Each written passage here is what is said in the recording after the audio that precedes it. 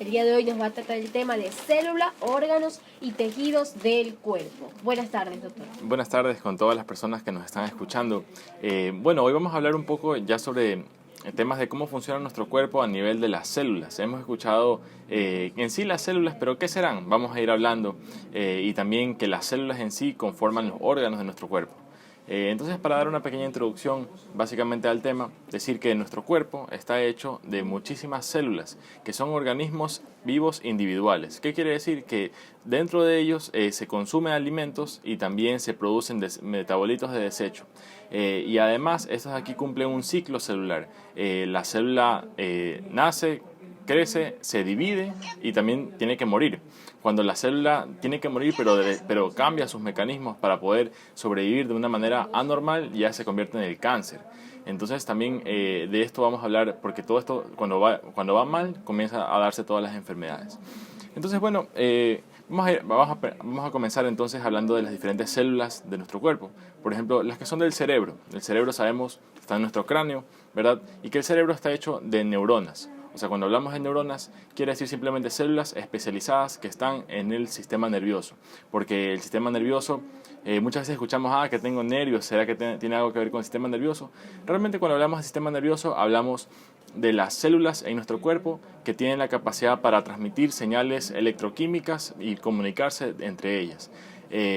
Y esto está básicamente a nivel de diferentes sitios. Por ejemplo, sabemos que en la cabeza, en el cerebro, pero también a nivel del corazón. El corazón también tiene neuronas. El corazón tiene neuronas, quiere decir que tiene células que transmiten señales eléctricas. Y solamente para hablar así, de esta manera, que hay diferentes tipos de células y dependiendo de en qué sitio del cuerpo se encuentren van a tener diferentes nombres. Hemos nombrado a las neuronas en el cerebro, a las células del corazón se llaman células del miocardio, las células del hígado se llaman hepatocitos. Y entonces así tenemos en diferentes partes de nuestro cuerpo, también en la sangre tenemos nosotros también células que se llaman glóbulos rojos. Y en nuestro intestino también tenemos células que algunas de ellas se llaman, por ejemplo, células epiteliales. Entonces, en cada sitio de nuestro cuerpo las células son ligeramente distintas y de esta manera van formando los diferentes órganos. Entonces, por ejemplo, en el corazón, si tenemos varias células del corazón, varias células del miocardio, porque el corazón es músculo. Entonces, en medicina todo lo que es músculo le decimos miocardio son las células del corazón. Entonces, cuando hay agrupación de diferentes de estas células del corazón, ya vamos formando un tejido. Un tejido es la acumulación de diversas células del mismo tipo. Y del mismo tipo en el sentido de que juntas tienen una función. Por ejemplo, hablamos de tejido cardíaco cuando hablamos de las células que conforman el corazón. Hablamos de tejido hepático cuando hablamos de las células que conforman el hígado. Tejido neuronal cuando hablamos del cerebro como tal. Y en sí el tejido ya va formando asociación entre ellos. Por ejemplo, en el corazón hablamos de que tenemos la parte muscular, que es la que se contrae para bombear la sangre. Y también tenemos la parte eléctrica, que es el sistema de conducción del corazón. Porque el corazón se contrae de una manera rítmica, sincronizada. Y esto lo hace mediante la transmisión de señales dentro de las neuronas que tiene el corazón.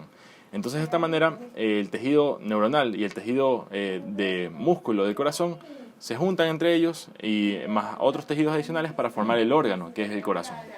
Ajá. Ahora, doctor, Sí. ¿qué hacen las personas? O sea, ¿qué hacen las personas que dañamos esas células que permiten que el organismo esté Claro. al 100%? Esa es una muy interesante pregunta, porque la célula, como decimos, también tiene un ciclo de vida.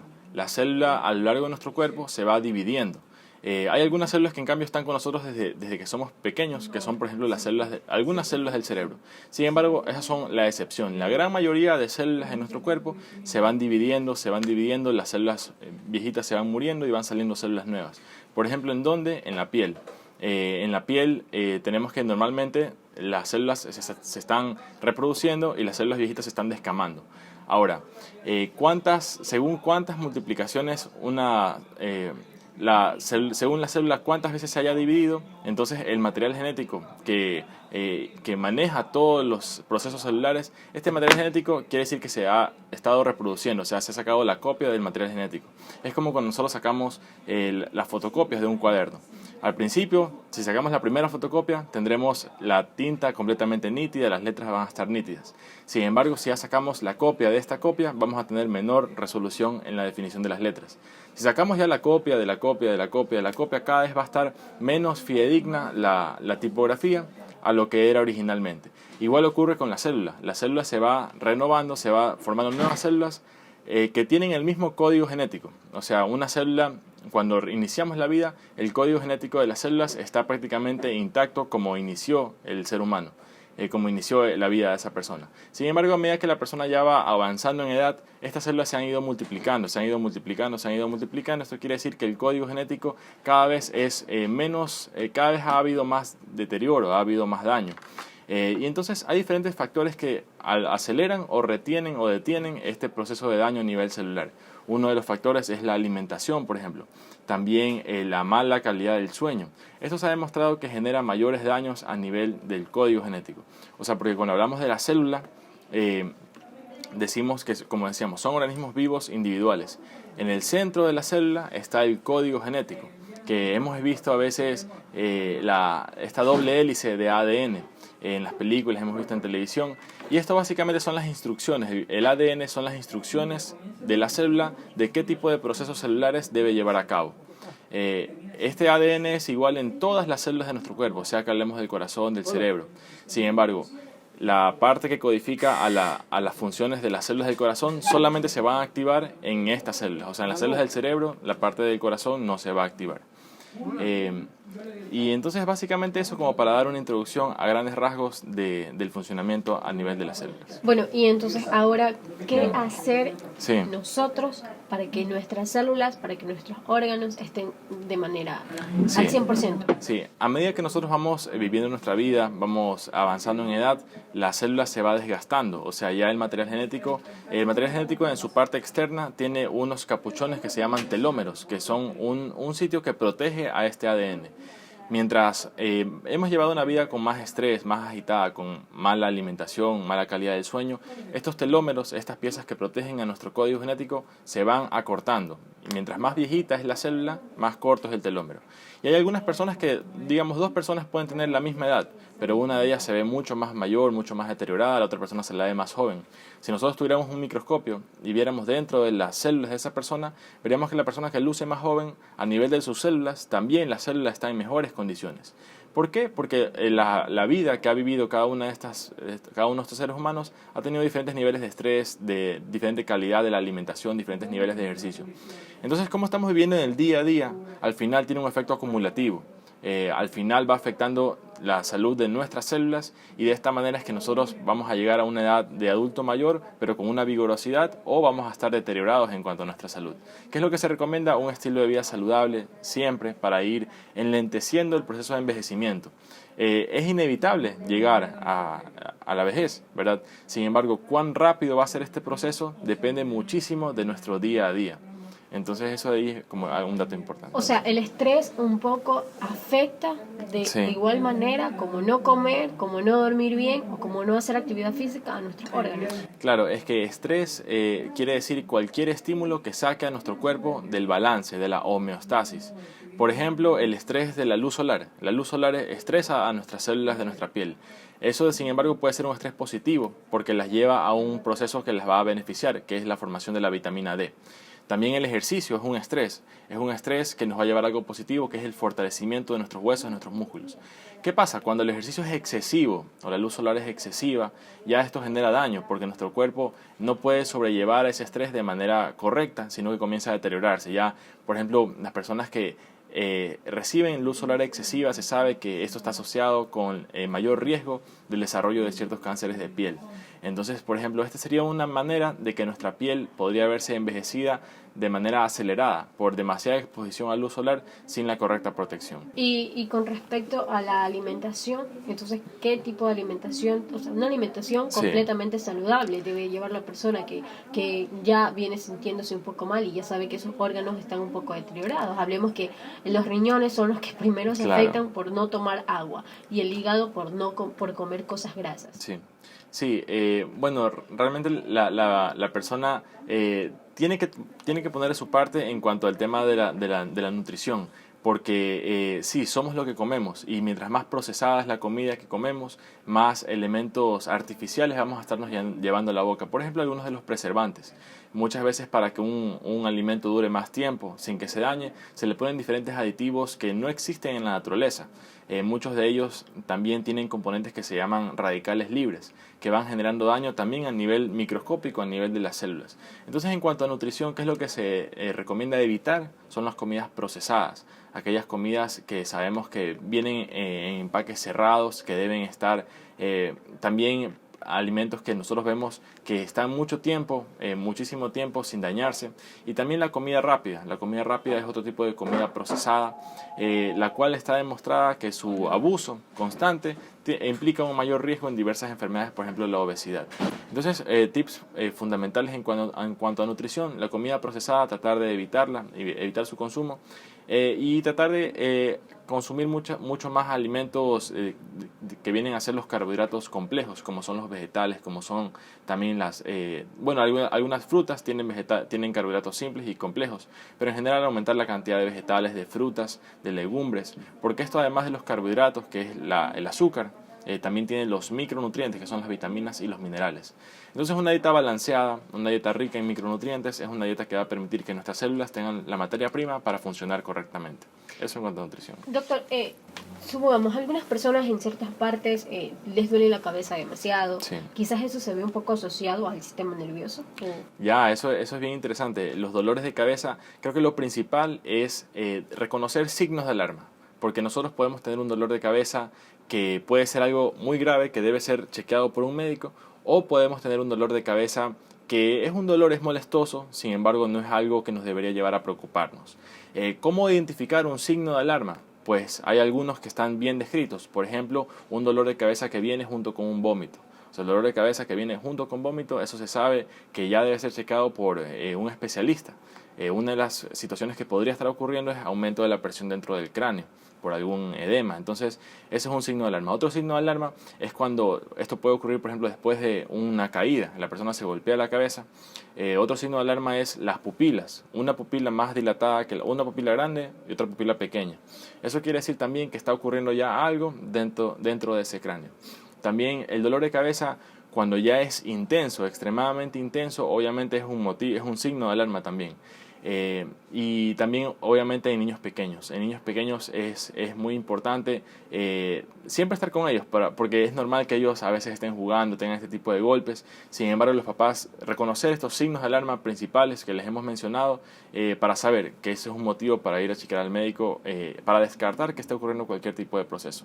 De ahí otras causas ya benignas del dolor de cabeza. Muchas veces hay tensión muscular a nivel de los músculos del cráneo, y esto de aquí, sin embargo, se puede descartar. O sea, la idea es que si una persona tiene un dolor de cabeza ya constante, persistente, sí se recomienda ir al especialista, principalmente para descartar algún tipo de proceso serio, y más aún para ganar el alivio de saber que su condición es algo benigno, que es algo molestoso con lo que va a tener que lidiar, y se lo va a tratar de lidiar con diversas técnicas. Sin embargo, no es algo de qué preocuparse como tal. ¿Qué cosas preocuparían en una persona a nivel del cerebro? Por ejemplo, un tumor de la cabeza. Por ejemplo, un aneurisma, que es cuando las arterias que llevan sangre al cerebro en un sitio comienzan a dilatarse y puede llegar a reventarse. Entonces, esas serían dos cuestiones: el tumor y el aneurisma cerebral, dos cuestiones que deberían ser descartadas en una persona que tenga algún tipo de sintomatología neurológica. Usted mencionaba que las células, cuando una vez se ven un poco afectadas, puede producir cáncer. Eso ya vendría a ser el cáncer, ¿no? Bueno, hay algunos tipos de tumores. O sea, hay tumores que se llaman malignos y benignos. Malignos quiere decir cuando son invasivos. O sea, cuando digamos un tumor en el cerebro que comienza en un sitio y luego inicia a invadir las áreas que están alrededor y comienza a carcomerse, a convertir a toda la masa encefálica ya en células anormales. Esto quiere decir que las áreas del cerebro ya no van a estar sanas, o sea, ya no van a poder cumplir su funcionamiento normal. Un tumor, un conglomerado de células anormales que se comportan de manera no natural, comienza a reemplazar a las células normales del cerebro. También mencionó que las personas que se exponen demasiado al sol, bueno, trae un poco de beneficio por la vitamina D, pero a la vez también puede producir cáncer a la piel, que es lo que hasta ahora se ha visto, más que todo que ahora hay no sol. Sí, o sea, Claro. Pero del sol es incandescente. demasiado. O sea, las personas tienen que salir, que puedo exagerar, 2 kilos Sí. de protector solar en la piel para que no les pase. O sea, así sea que uno cargue mangas largas, de igual manera se recalienta y uno siente de que la piel un poco se está afectando. Que la luz solar, los rayos ultravioleta del sol generan que ya a nivel de nuestra piel comienza la liberación de radicales libres. Y esto es algo acumulativo. De hecho, los cánceres de piel a mayor edad son más frecuentes, porque ya la persona ha sido expuesta a lo largo de su vida al cáncer, a la luz solar. Especialmente personas con tez blanca, porque sabemos que la melanina es un pigmento que está en nuestra piel y en diversas partes de nuestro cuerpo que protege a nuestro código genético. O sea, la melanina es como una sombrita, como tuviéramos una sombrilla que nos está cubriendo de la luz ultravioleta del sol. Las personas con tez blanca tienen menor cantidad de melanina, menor cantidad de protección.